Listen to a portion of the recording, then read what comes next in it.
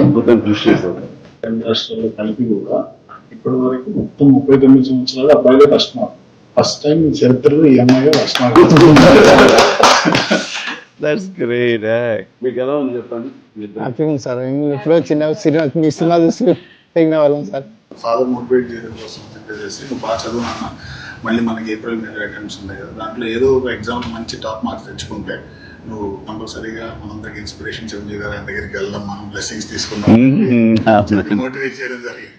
ఇప్పుడు నెక్స్ట్ ఏం చేయాలి అనేది పాప? బీటెక్ తో పాటు సివిల్స్ కి ప్రిపేర్ అవ్వడం అనుకుంటున్నాను. Okay, excellent. ఓకే, చూడాలని మాకు ఉంటుంది.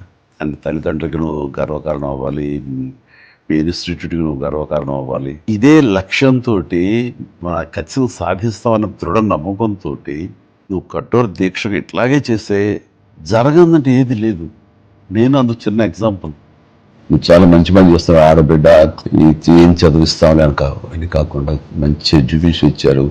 ఎప్పుడు ఏ అవసరం వచ్చినా సరే మీ బ్రదర్ని అనుకున్నాం, మీ ఇంటి పెద్దను అనుకున్నాం, నా దగ్గర అడగటానికి ఏమీ సంకోచించక్కర్లేదు. ఏ ఒక్క ఇబ్బందితో మాత్రం పాపధ్యేయం అనేది అయిపోతుంది.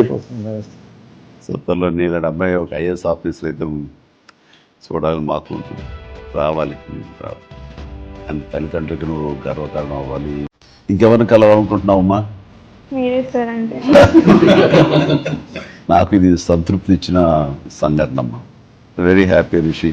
Rishi please, small honour for you.